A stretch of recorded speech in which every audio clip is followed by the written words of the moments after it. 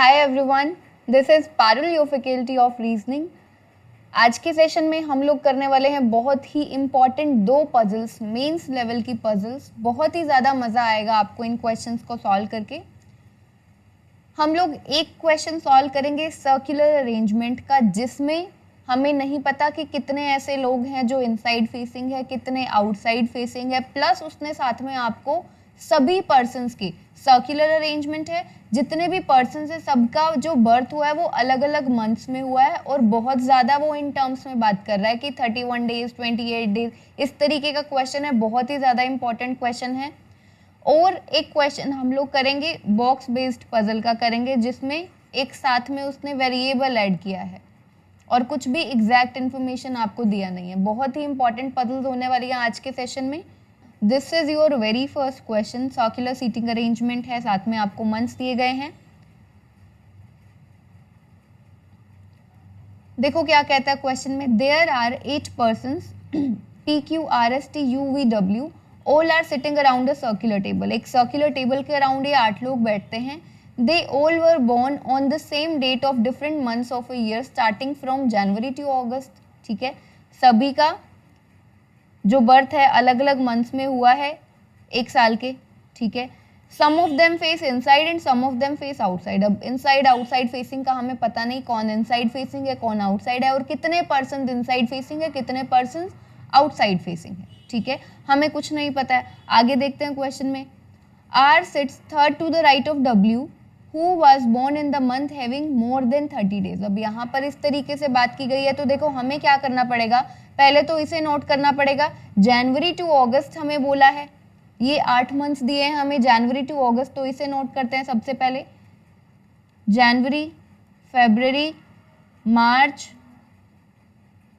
April, May, June, July and August. ठीक है, और जनवरी में हम लोग डेज नोट कर लेते हैं। जनवरी में 31 डेज होते हैं, फेब में 28, मार्च में 31, अप्रैल 30, मई 31, जून 30, जुलाई 31 एंड अगस्त में भी होते हैं 31। ठीक है, ये हमने नोट कर लिया। इन टोटल हमारे पास कितने पर्सन्स होने वाले हैं, 8 पर्सन्स होने वाले हैं। देखते हैं, हम कोशिश करेंगे कि क्वेश्चन को मिनिमम पॉसिबिलिटी से सॉल्व करें। कहता है R sits third to the right of W, W के थर्ड राइट पर आर है। ठीक है, हु वॉज बोर्न, डब्ल्यू के लिए कहता है W was born in the month having more than 30। More than 30 का मतलब तो यही है कि 31 डेज वाले मंथ में होगा डब्ल्यू। ठीक है, तो जितने 31 डेज वाले मंथ होंगे वहां पर पॉसिबिलिटी है किसकी, डब्ल्यू के होने की। और आर जो है उसके कहाँ पर बैठता है, थर्ड राइट पर बैठता है। आर जो है वो डब्ल्यू के थर्ड राइट पर बैठता है। ठीक है, अब हम इस क्वेश्चन को यहाँ से स्टार्ट करें ना करें, किस तरीके से पता चलेगा, हमें इंटरकनेक्शन तो चाहिए। आगे देखो, both R and W face opposite direction to each other. ठीक है, दोनों की डायरेक्शंस बताई है। The one who was born in May sits third to the left of R, R की बात की गई है। ठीक है, आर के थर्ड लेफ्ट पर कौन बैठता है, मे।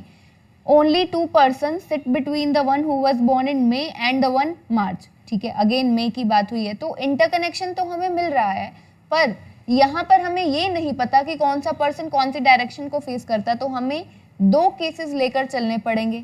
ठीक है, 2 केसेस लेकर चलने पड़ेंगे, क्योंकि देखो उसने यहाँ पर बोला है both R and W face opposite direction to each other.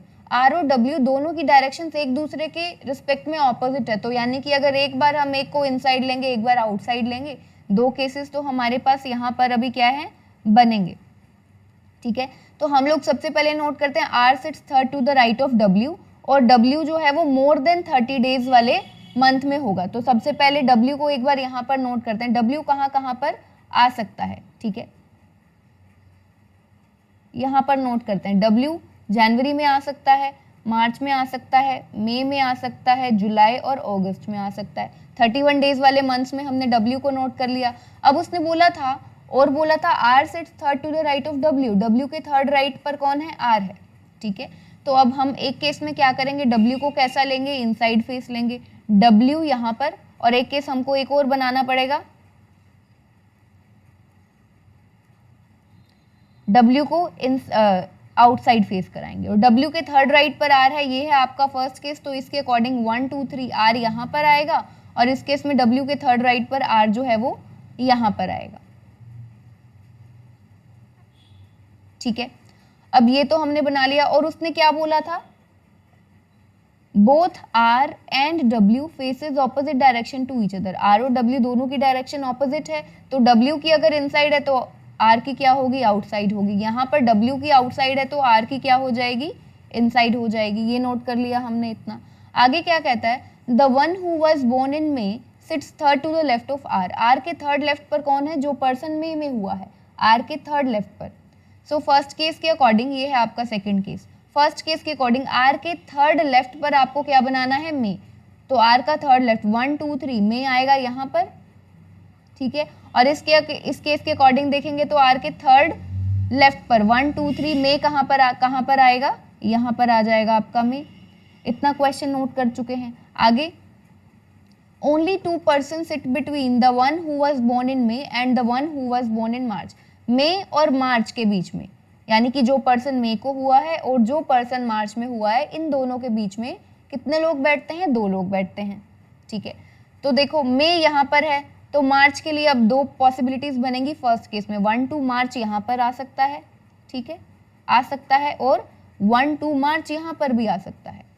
2 cases बनेंगे। मे यहाँ पर है, 2 का गैप है मे और मार्च के बीच में, तो 1 2 मार्च यहाँ भी आ सकता है और मार्च यहाँ भी। सिमिलरली इस केस में मे 1 2 मार्च या तो R होगा मार्च में, ठीक है, या फिर 1 2 मार्च होगा यहाँ पर। ये हमारे केसेस बनेंगे। अब आगे कहते हैं the one born in March faces inside. जो पर्सन मार्च में हुआ है वो इनसाइड फेस करता है। तो अब जरा देखो इस केस में, फर्स्ट केस में जरा देखो, मार्च R जो है, अगर R मार्च को हुआ है तो R तो आउटसाइड फेसिंग है, जबकि मार्च कौन है, इनसाइड फेसिंग, यानी कि मार्च यहाँ पर आएगा। फर्स्ट केस में हमें पता चल गया कि R जो है वो मार्च में नहीं हुआ है। अगर हम सेकंड केस की बात करें तो देखो, मार्च अगर R जो है वो मार्च को हुआ तो यहाँ पर इनसाइड फेसिंग है, और यहाँ पर भी हो सकता है इनसाइड फेसिंग। तो यहाँ पर मार्च की पॉसिबिलिटीज 2 हैं अभी, यहाँ पर कैंसिल नहीं हुई, पर फर्स्ट केस में मार्च की पॉसिबिलिटी एक कैंसिल हो गई, तो मार्च का हमें एग्जैक्ट पता चल गया कि वो कहाँ पर आएगा। आगे देखते हैं, कहता है R was not born in the month having 31 days। R जो है वो 31 डेज वाले मंथ में नहीं हुआ। ठीक है, R जो है वो 31 डेज वाले मंथ में नहीं हुआ। इसका मतलब है कि 31 में देखो हमने यहाँ पर ना सब जगह पर W नोट किया था 31 डेज में, यानी कि यहाँ पर तो R ने होना नहीं है। R 31 से कम वाले में होगा, तो R यहाँ आ सकता है 28 में, यहाँ आ सकता है, यहाँ आ सकता है। देखो ठीक है, जून 30 डेज वाला है, अप्रैल 30 डेज वाला है, फरवरी 28 डेज वाला। 31 से कम वाला हो गया, तो R के लिए ये 3 पॉसिबिलिटीज बनती है इस केस के अकॉर्डिंग। अब यहाँ पर देखो उसने कहा है R जो है 31 डेज वाले में नहीं होगा, तो R जो है क्या वो मार्च में हो सकता है? मार्च में तो 31 डेज होते हैं, मार्च में 31 डेज होते हैं, यानी कि सेकंड केस का भी हमें पता चल गया है कि R जो है वो यहाँ पर नहीं होगा। जो मार्च है, R जो है वो मार्च मंथ में नहीं होगा, मार्च मंथ में ये होगा, और मार्च मंथ के लिए उसने बोला है वो इनसाइड फेसिंग है। ठीक है, आगे देखो क्या कहता है। V sits third to the right of the one who was born in March। मार्च में जो भी हुआ है उसके थर्ड राइट पर कौन है? V sits third to the right। V उसके थर्ड राइट पर है, मार्च के थर्ड राइट पर V है, तो मार्च यहाँ पर है, उसका थर्ड राइट 1 2 3 V यहाँ पर आ जाएगा फर्स्ट केस में। सेकेंड केस में मार्च यहाँ पर है 1 2 3 V आ जाएगा यहाँ पर। ठीक है, आगे देखते हैं क्या कहता है। P sits second to the right of V and opposite to the one who was born in June। क्या कहता है? P जो है वो कहाँ पर है? Second to the right of V। V के सेकेंड राइट पर P है, और ये जो P है ना, ये किसके ऑपोजिट बैठता है? जून के ऑपोजिट, यानी कि जो पर्सन जून में हुआ उसके ऑपोजिट बैठता है P, और P V के सेकेंड राइट पर है। V के सेकेंड राइट पर P है। ठीक है, देखो क्या कह रहा है, V के सेकेंड राइट पर है P, और ये जो P है ना ये जून के ऑपोजिट बैठता है, उसने ये बोला है। अब हमें ये बनाना है। तो अब एक चीज देखो, अगर V आपका यहाँ पर है फर्स्ट केस में, ठीक है, तो V का सेकेंड राइट पर P आप 2 जगह पर बना सकते हो, यहाँ पर भी, यहाँ पर भी। पर अगर आप V के सेकेंड राइट पर P बनाते हो इस जगह पर, तो P के सामने होना चाहिए जून, जबकि यहाँ पर है मई। ठीक है, यानी कि V के सेकेंड राइट पर P यहाँ पर ना आकर V के सेकेंड राइट पर P कहाँ पर आएगा? यहाँ पर आएगा। और फिर उसके सामने आ जाएगा जून, ठीक है, ये आ जाएगा। तो V के सेकंड राइट पर हमें बनाना है P, तो V को होना पड़ेगा इनसाइड फेसिंग, तभी ये बनेगा। सिमिलरली सेकंड केस में देखो V यहाँ पर है, V के सेकंड राइट पर P होना चाहिए, तो सेकंड राइट यहाँ पर W, एक जगह पर तो W है तो P यहाँ नहीं आ सकता, V के सेकंड राइट पर P आएगा यहाँ पर, ठीक है। तो V के सेकंड राइट पर P बनाने के लिए V को कौन सा होगा, इनसाइड फेसिंग, V के सेकंड राइट पर P हो गया, और P के जो ऑपोजिट है वो हो गया जून में, ठीक है। तो अभी देखो हमारे पास ना यहाँ पर दो केसेस बन रहे हैं।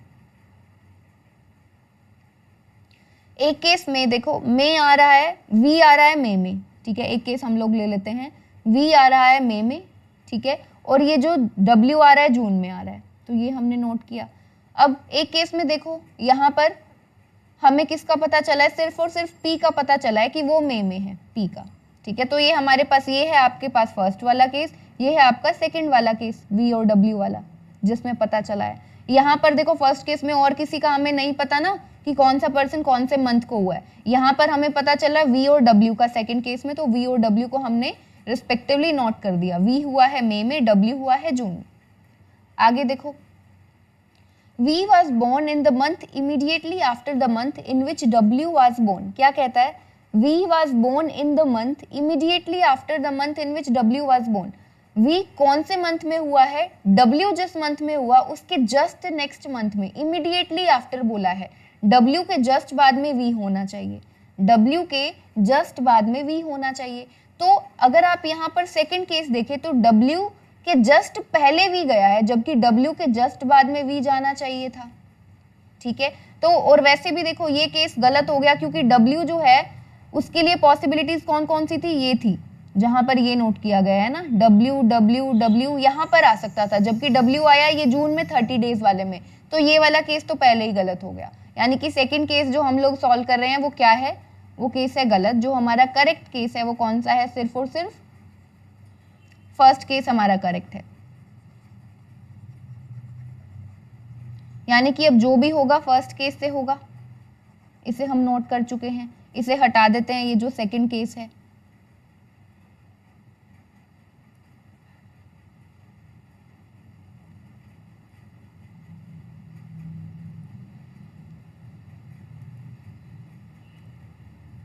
अब देखो आगे क्या कहता है, V and P both face the same direction. V और P दोनों की डायरेक्शन सेम है, V और P दोनों की डायरेक्शन सेम है। V यहाँ पर है, V की डायरेक्शन है इनसाइड, तो P की डायरेक्शन, P यहाँ पर है उसकी भी हो जाएगी इनसाइड, ठीक है।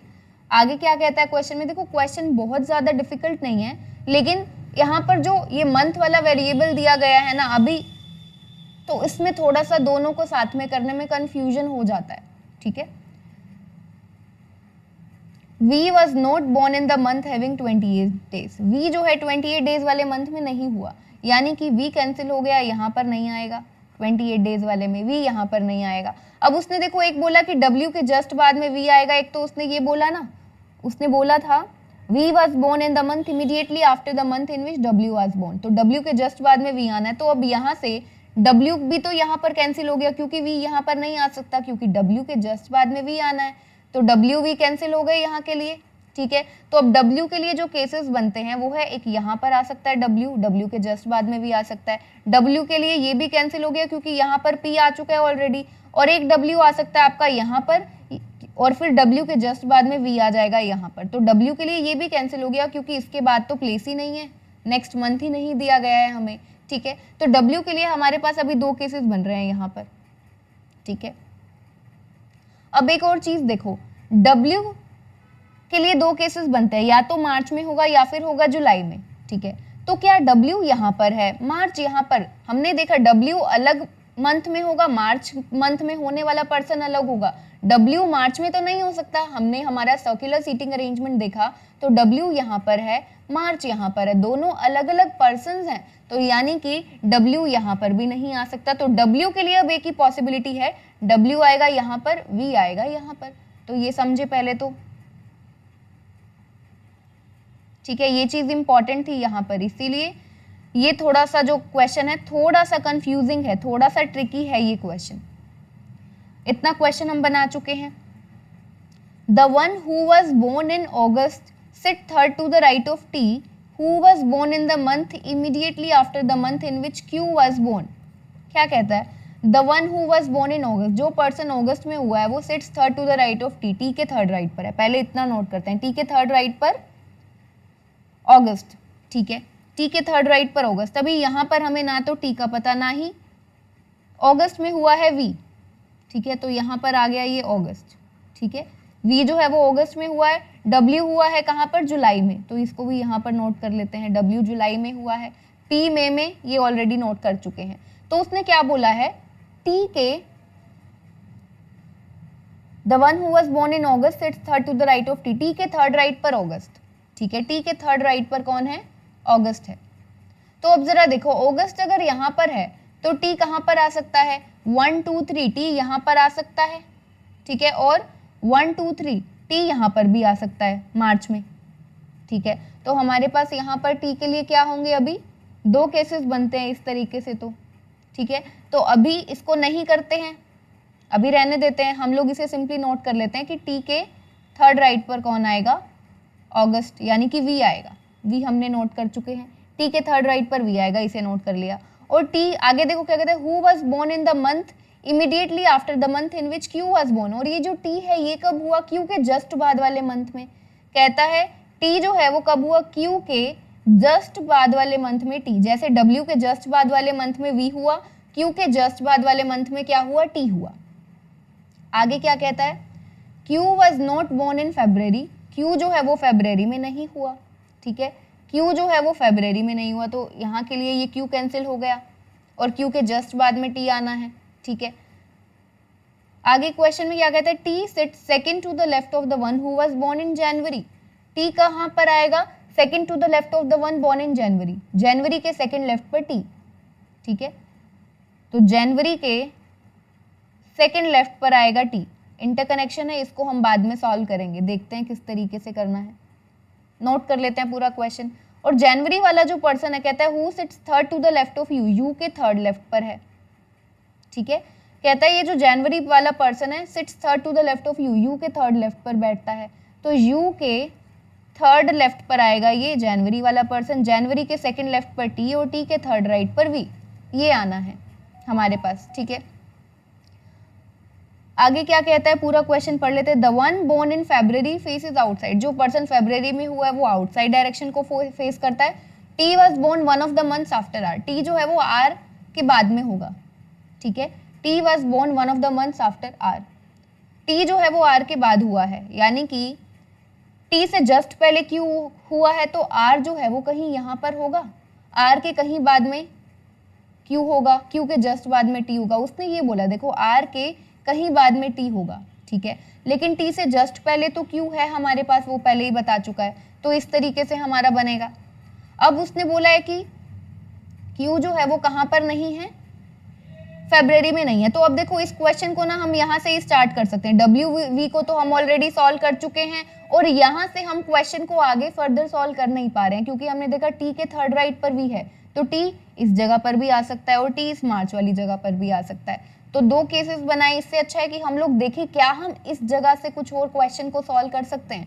अब हमें चाहिए क्यू के जस्ट बाद में टी, ठीक है, तो एक केस हम क्यू यहाँ पर बनाए, टी यहाँ पर बनाए, नॉट पॉसिबल, क्योंकि क्यू के ऊपर कहीं आर आएगा, क्योंकि टी जो है वो आर के बाद में आना है, तो क्यू यहाँ पर नहीं आ सकता, ये कैंसिल हो गया ठीक है, क्यू जनवरी के लिए कैंसिल हो गया, क्यू फेब्रवरी के लिए कैंसिल हो गया, तो क्यू और टी 2 एडजेसेंट प्लेसेस चाहिए, मार्च और अप्रैल यही जगह बचती है, क्यू और टी यहीं आ सकते हैं और तो कहीं नहीं आ सकते। यहाँ पर सिर्फ एक जून अकेला बचा है मंथ, तो यहाँ पर भी क्यू टी नहीं आ सकते, तो क्यू और टी का हमें पता चल गया कि वो कौन से मंथ्स में आएंगे, ठीक है, ये हमें पता चल गया कि क्यू और टी कहाँ पर आएंगे, क्यू और वी दोनों को नोट कर चुके हैं, इसे हम हटा लेते हैं।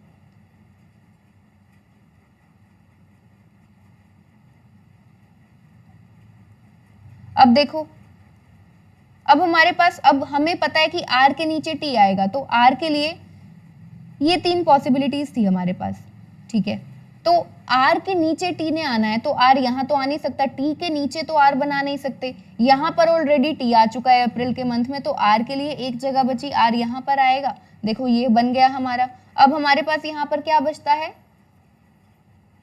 अब हमारे पास 2 पर्सन्स बचते हैं यहाँ पर, कौन कौन से P, Q, R, एक तो बचता है S और T और एक बचता है U। S और U को प्लेस करना बाकी है, देखते हैं। अब इतना क्वेश्चन यहाँ से कर चुके हैं, अब यहाँ पर चलते हैं। अब हमें पता चल गया है, देखो R जो है वो फरवरी के मंथ में हुआ है, ठीक है। और देखो उसने क्वेश्चन में बोला था कि जो पर्सन फरवरी में हुआ है ना वो आउटसाइड फेसिंग है, तो बिल्कुल सही है। उसने देखो मेंशन किया था, जिसको हम नोट करना भूल गए थे, the one who was born in February faces outside. फरवरी वाला पर्सन आउटसाइड फेस करता है, तो फरवरी वाले को आउटसाइड ही बनाया है हमने, ठीक है, ये हो गया। और आर का नोट कर लिया। क्यू हुआ है मार्च में, तो क्यू आएगा यहाँ पर, इसे नोट कर लिया। टी हुआ है अप्रैल में, टी अप्रैल, अभी टी हमने नोट नहीं किया है यहाँ पर। पी में इसे भी कर चुके हैं, डब्ल्यू और वी इसे भी नोट कर चुके हैं। तो अब हमें पता चल गया टी के थर्ड राइट पर वी ने आना था, टी के थर्ड राइट पर वी। तो अब यहाँ पर एक केस बनता था, पर यहाँ पर क्यू आ चुका है, तो टी कहाँ पर आएगा, यहाँ पर आएगा। टी के थर्ड राइट पर 1 2 3, टी का थर्ड राइट यानी कि टी होगा आउटसाइड फेसिंग, तभी टी के थर्ड राइट पर ये वी अगस्त बना। और टी का थर्ड राइट हो गया। टी हुआ कौन से मंथ में है, टी हुआ है अप्रैल के मंथ में, तो यहाँ पर आ जाएगा अप्रैल, ठीक है, ये हो गया। अब जनवरी के सेकंड लेफ्ट पर कौन है, टी है। जनवरी के सेकंड लेफ्ट पर टी, तो टी यहाँ पर है, तो जनवरी 1 2, यहाँ पर मार्च है नहीं आ सकता, तो 1 2 जनवरी आएगा यहाँ पर। जनवरी के सेकंड लेफ्ट पर टी उसने बोला है, ठीक है, तो जनवरी कौन से डायरेक्शन में, आउटसाइड में होगा, तभी तो जनवरी के सेकंड लेफ्ट पर टी यहाँ पर बनेगा, ठीक है। अब हमारा बचता है यू के थर्ड लेफ्ट पर कौन आएगा, जनवरी। यहाँ पर हमने नोट किया हुआ है यू के थर्ड लेफ्ट पर उसने कहा है कि जनवरी वाला पर्सन आएगा। तो अब जरा देखो जनवरी यहाँ पर है, तो यू कहाँ पर आ सकता है, 1 2 3, यहाँ पर तो डब्ल्यू जुलाई है, तो यू यहाँ पर नहीं आ सकता, यहाँ पर डब्ल्यू है, तो जनवरी 1 2 3 यहाँ पर आ सकता है, जून वाली जगह पर यू, ठीक है। यू के थर्ड लेफ्ट पर जनवरी बनाना है। अब कौन सी डायरेक्शन में फेस कराएंगे, आउटसाइड डायरेक्शन में कराएंगे, जून का थर्ड लेफ्ट 1 2 3, जनवरी यहाँ पर आ गया।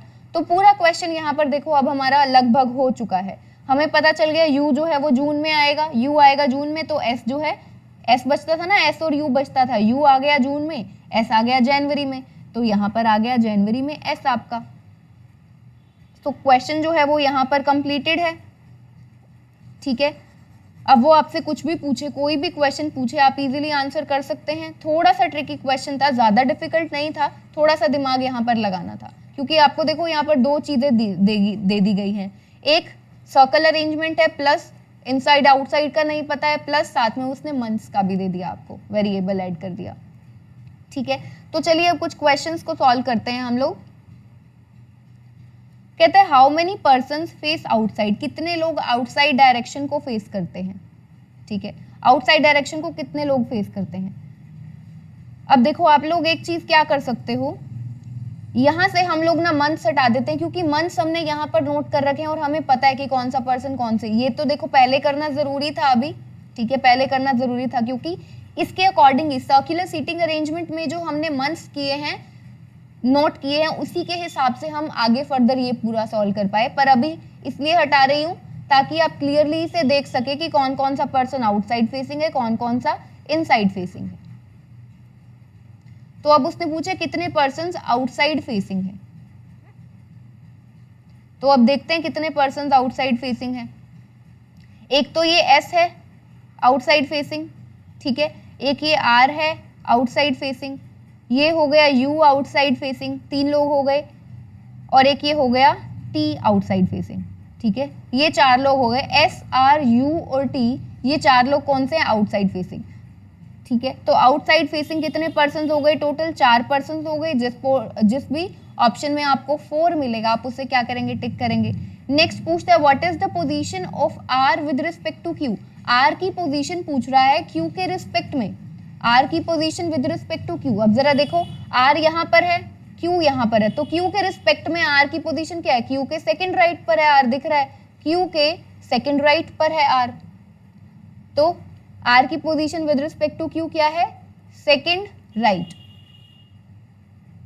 तो जिस ऑप्शन में आपको सेकंड राइट मिलेगा आप उसे क्या करेंगे, टिक करेंगे।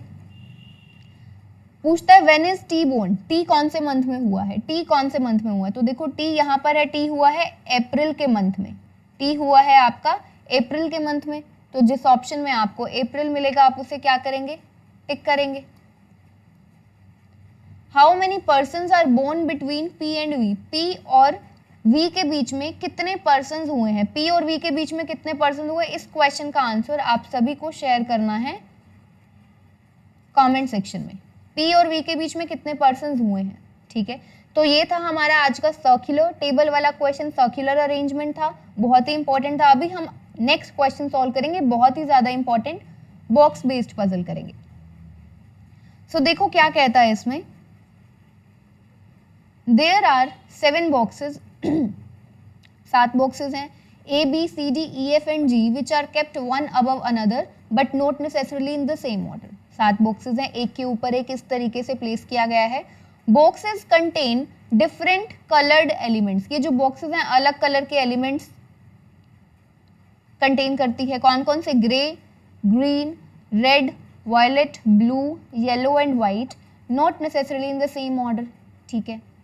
कहते हैं none of the boxes is kept adjacent to each other according to alphabetical order. कोई भी एडजेसेंट बॉक्सेस किस तरीके से नहीं रखे गए हैं, अपने अल्फाबेटिकल ऑर्डर के अकॉर्डिंग, यानी कि अगर एक बॉक्स है यहाँ पर P तो उसके ऊपर Q और नीचे Q नहीं आ सकता है, ठीक है। सिमिलरली अगर यहाँ पर A है तो A के ऊपर B और A के जस्ट नीचे B नहीं आ सकता है, वो ये कह रहा है, ठीक है। अल्फाबेटिकल ऑर्डर के अकॉर्डिंग नहीं होगा, ठीक है। अब आगे देखते हैं क्वेश्चन में कहता क्या है।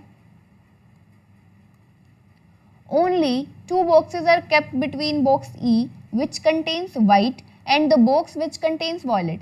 2 बॉक्सेस हैं, एक बॉक्स है E और एक बॉक्स है वॉयलेट कलर का, ठीक है। एक बॉक्स है जिसमें वॉयलेट कलर का एलिमेंट रखा गया है, ठीक है, कुछ भी रखा गया है। तो E और वॉयलेट के बीच में 2 बॉक्सेस हैं और E खुद कौन से कलर का है, व्हाइट कलर का है।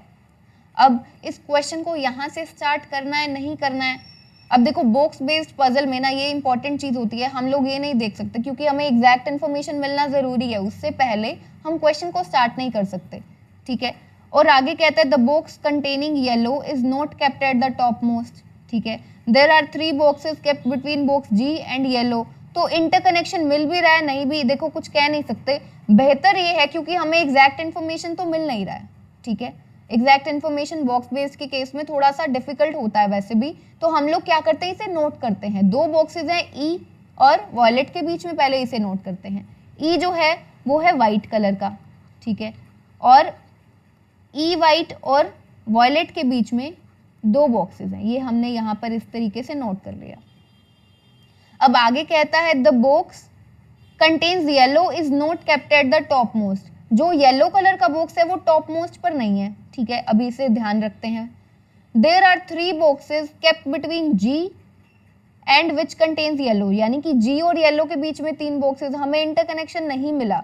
आगे और देखते हैं, only 1 box is kept between G and the box which contains violet which is not kept at the top most. यहाँ पर मिला, देखो पहले हमने E और वॉयलेट को देखा तो हम लोग कोशिश कर रहे थे कि वहां से कुछ कनेक्शन मिल जाए।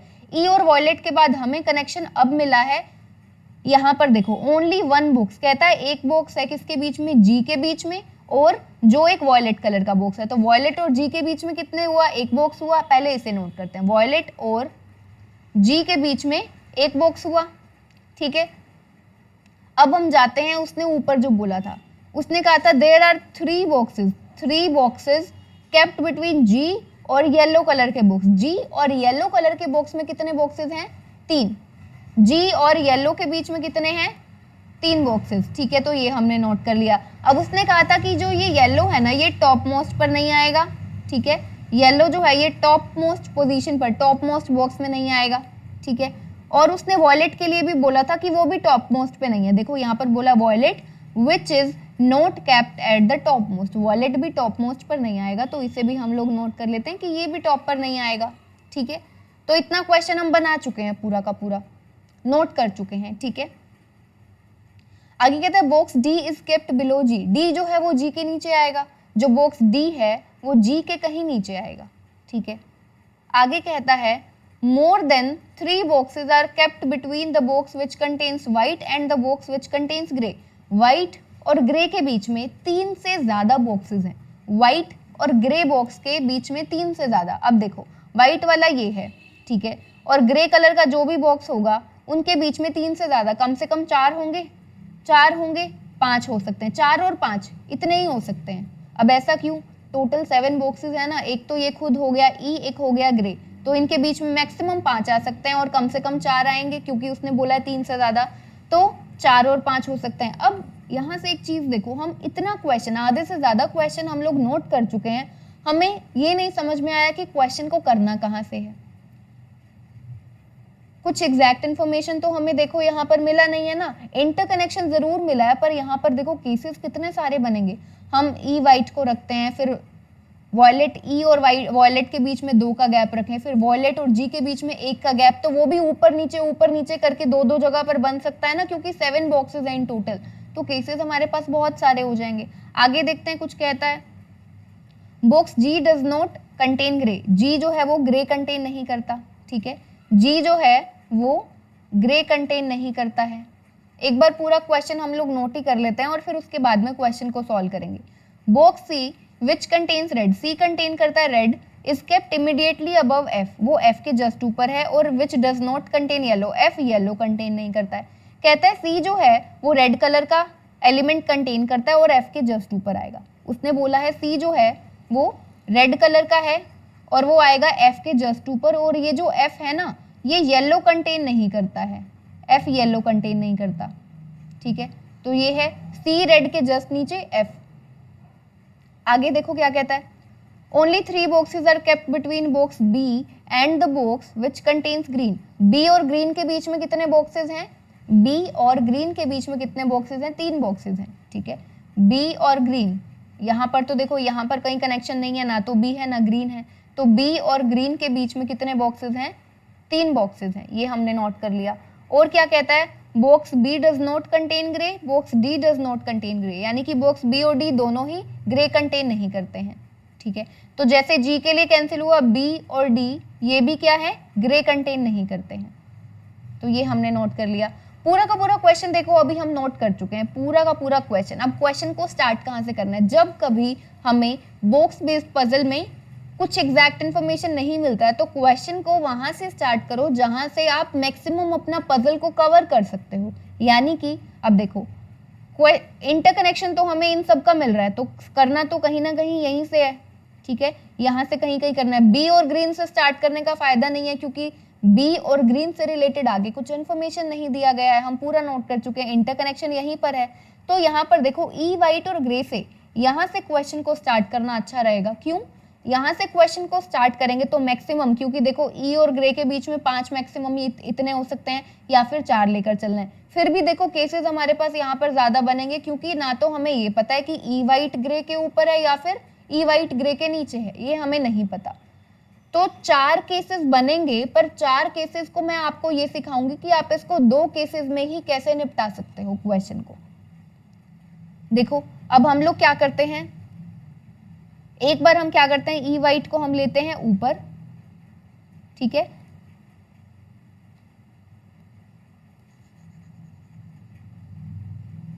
एक केस में हम लोग लेते हैं ई वाइट को ऊपर।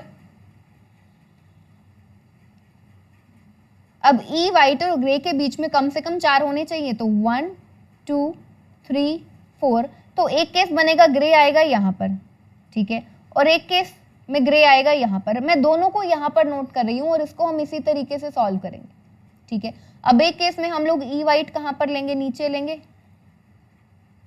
और उसके ऊपर हम लेंगे ग्रे, 1 2 3 4, तो यहाँ पर आ जाएगा ग्रे, एक ही केस बनेगा। और एक केस बन सकता है कि ग्रे आ जाए यहाँ पर, ठीक है। तो कोई बात, हम एक ही केस में 2 केसेस को सॉल्व करेंगे, कुछ तो कैंसिल होगा ना। अब इसी को आप अगर 4 केसेस बनाओगे तो बहुत ज्यादा टाइम वेस्ट होगा, ठीक है। अब देखो हमने क्या किया, ई और ग्रे के बीच में 4 और 5 दोनों ही ले लिए हैं, दोनों ही केसेस में, ठीक है। तो ई वाइट और वॉयलेट के बीच में 2 बॉक्सेस हैं, तो ये तो देखो फिक्स्ड रहेगा, 1 2 वॉयलेट कहाँ पर आएगा, यहाँ पर आएगा। इस केस में भी 1 2 वॉयलेट आएगा यहाँ पर, ये तो फिक्स्ड रहेगा, ठीक है। ई वाइट और वॉयलेट फिक्स्ड है, ग्रे हो सकता है, कौन सा केस सही होगा वो हमें नहीं पता।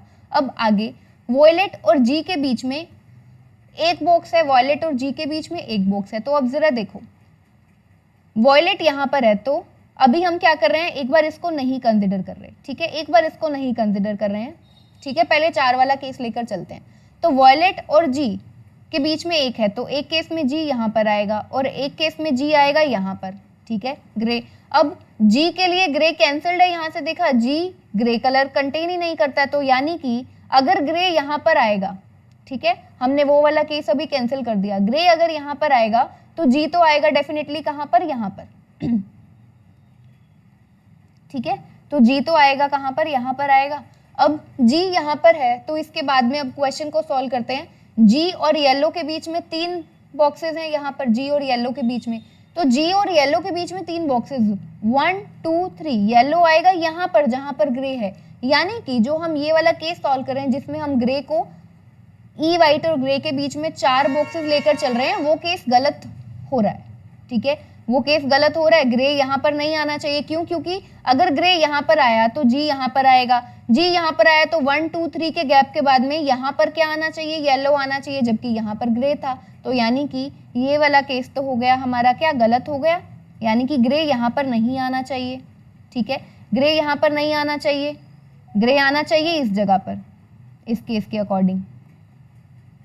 तो ये हमने नोट कर लिया। अभी आगे क्वेश्चन करेंगे फर्दर, एक बार हम यहाँ पर भी ऐसा ही चेक कर लेते हैं, ठीक है। अब हमें इस केस में ग्रे को एक बार यहाँ पर नहीं मानते, ठीक है, हमने ई और ग्रे के बीच में 4 बॉक्सेस लिए हुए हैं, तो अब इसके बाद में हमें देखना वॉयलेट और जी के बीच में, वॉयलेट और जी के बीच में एक बॉक्स आएगा, तो वॉयलेट जी कहाँ पर आ सकता है, यहाँ पर आ सकता है, इस जगह पर। देखो अगर आप जी को यहाँ पर बनाओगे, ठीक है, जी को यहाँ पर बनाओगे तो जी के नीचे कौन आना चाहिए, डी आना चाहिए, तो जी के नीचे डी नहीं आ सकता, यानी कि जी यहाँ पर नहीं आएगा, वॉयलेट के नीचे नहीं, वॉयलेट के ऊपर एक छोड़कर जी यहाँ पर आएगा। अगेन ये वाला केस गलत हो गया, क्योंकि जी जो है वो ग्रे कंटेन करता ही नहीं है, बी डी जी तीनों ही ग्रे कंटेन नहीं करते हैं, तो यानी कि ग्रे यहाँ पर आना ही नहीं चाहिए, दोनों ही केसेस में गलत जा रहा है, ठीक है। तो हमें यहाँ से समझ में आया कि ग्रे जो है वो यहाँ पर नहीं आना चाहिए, ग्रे आएगा, अब यहाँ पर इसे नोट करते हैं, तो ग्रे आ गया अब यहाँ पर। अब ये टोटल 7 बॉक्सेस हो चुके हैं, 1 2 3 4 5 6 7, इस केस में भी 1 2 3 4 5 6 7, इस केस में भी, ठीक है, तो दोनों केसेस में 7 बॉक्सेस अब कंप्लीट हो चुके हैं। देखा, अगर अभी इसी को हम लोग क्या करते, अलग से बनाते, 4 केसेस अलग अलग बनाते तो थोड़ा टाइम वेस्ट होता, एक में बनाने पे थोड़ा सा दिमाग लगाते, अगर आप इसको सोचते, सोचने से ही ये क्वेश्चन में ये जो पॉसिबिलिटी थी ना वो कैंसिल हो सकती थी, ठीक है। अब ये कर चुके हैं हम लोग,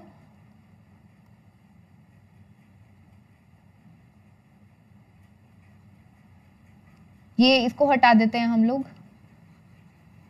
क्योंकि ये बना चुके हैं और ई और इसको भी बना चुके हैं, लेकिन वॉयलेट और आगे जी की जरूरत है। अब वॉयलेट और जी के बीच में हमें क्या बनाना है, वॉयलेट और जी के बीच में ये एक बॉक्स बनाना है, उसने कहा वॉयलेट और जी के बीच में एक बॉक्स है, तो वॉयलेट यहाँ पर है, तो जी कहाँ पर आ सकता है, 2 केसेस बनेंगे, एक केस में जी आएगा यहाँ पर और एक केस में जी एक छोड़कर जी आ जाएगा यहाँ पर, 2 केसेस बनेंगे, ठीक है।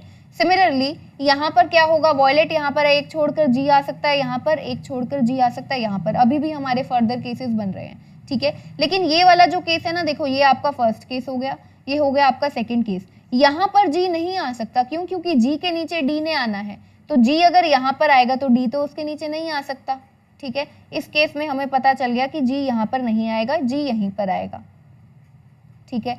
अगर हम इस केस की भी बात करते हैं, ठीक है, तो वॉयलेट और जी कहाँ पर है, यहाँ पर आ सकता था, यहाँ पर आ सकता था, और अगर जी यहाँ पर है तो डी, जी के नीचे डी है ना, तो डी के लिए ये केस बनता है, और बी डी और जी यहाँ पर देखो, बी डी जी तीनों ही ग्रे कंटेन नहीं करते, तो यानी कि जी यहाँ पर नहीं आ सकता, जी यहाँ पर आएगा तो डी यहाँ पर भी नहीं आ सकता, ठीक है।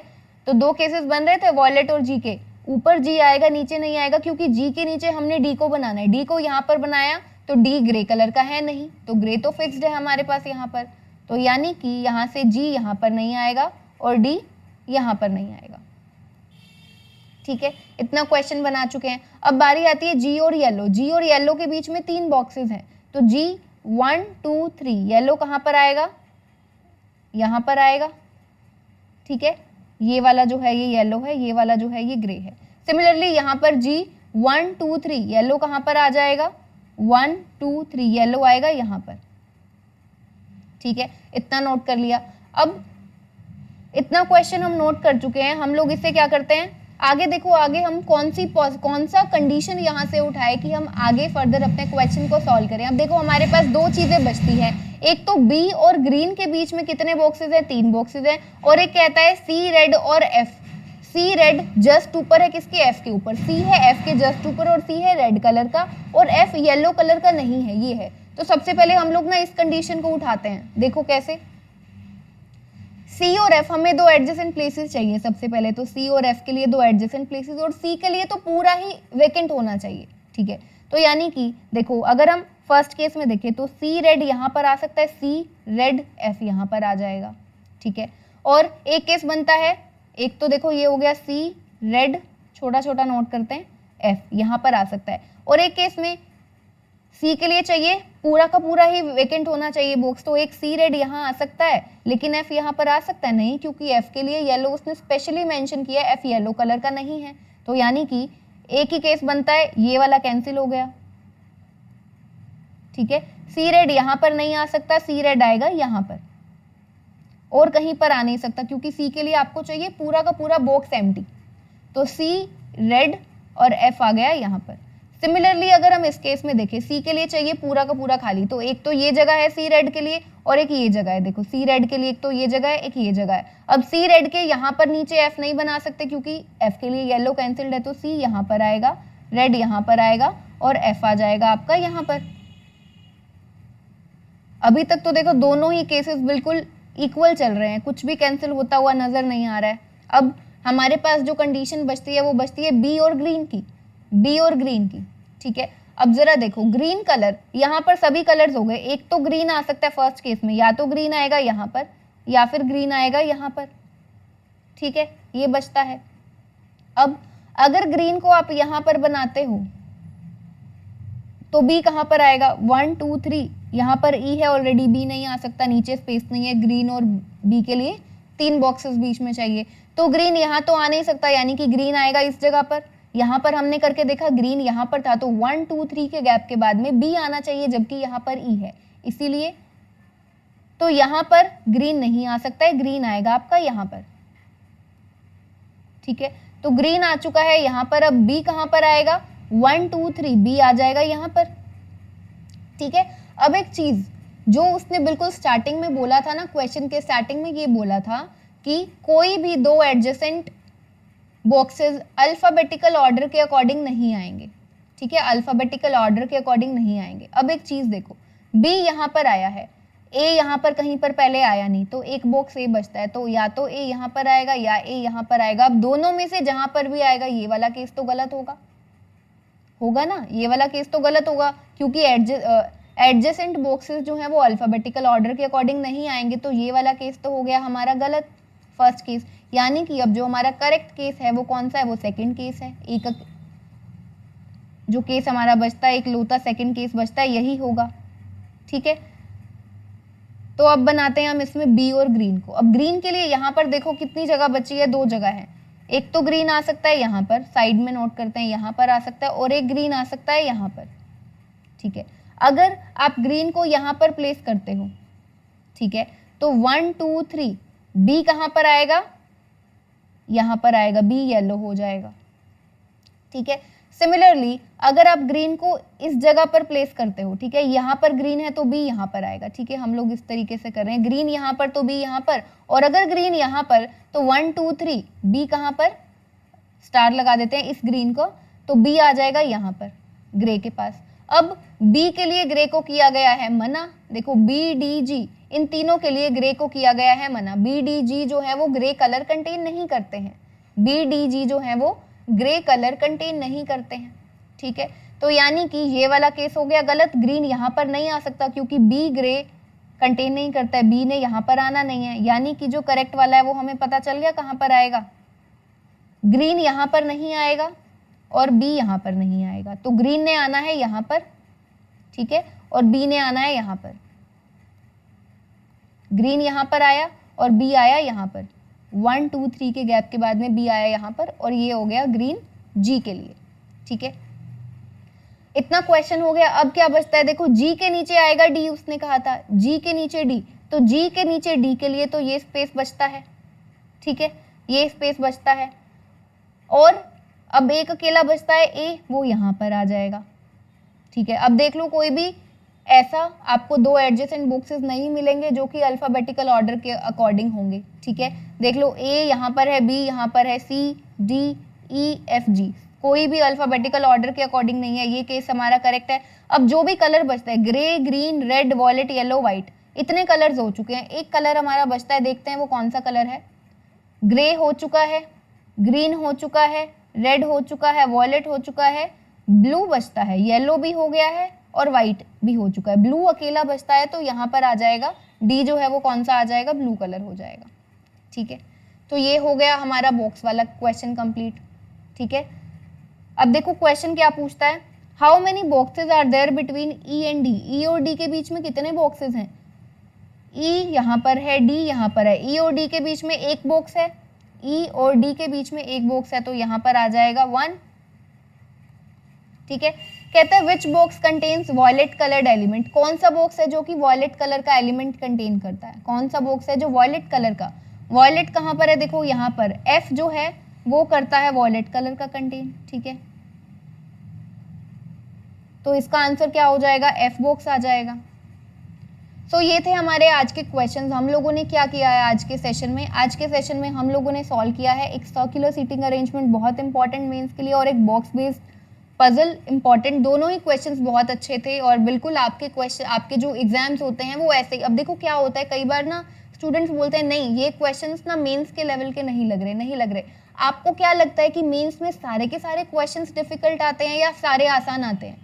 मेंस में भी क्या होता है, एक बैलेंस होता है, ऐसा नहीं होता है। और वो IBPS PO और SBI PO के केस में होता है कि जो आपके पजल्स और सीटिंग अरेंजमेंट्स होता है उसका लेवल बहुत ज़्यादा होता है, बहुत डिफिकल्ट लेवल का होता है, जिसको सॉल्व करने में बहुत ज़्यादा टाइम लगता है। आपके RRB के केस में SBI क्लर्क मेंस हो, RRB क्लर्क मेंस हो, RRB PO मेंस हो, तो उनमें जो क्वेश्चंस आते हैं ना मेंस के, वो बहुत ज़्यादा डिफिकल्ट नहीं होते, इसीलिए इन पेपर्स का जो कट ऑफ है वो ज़्यादा जाता है। IBPS PO और SBI PO का जो कट ऑफ है मेंस का वो काफ़ी कम जाता है, इनका कट ऑफ काफ़ी अच्छा जाता है। तो यहाँ पर ऐसा नहीं होता है कि सारे क्वेश्चंस डिफिकल्ट होते हैं, क्वेश्चंस नॉर्मल लेवल के होते हैं।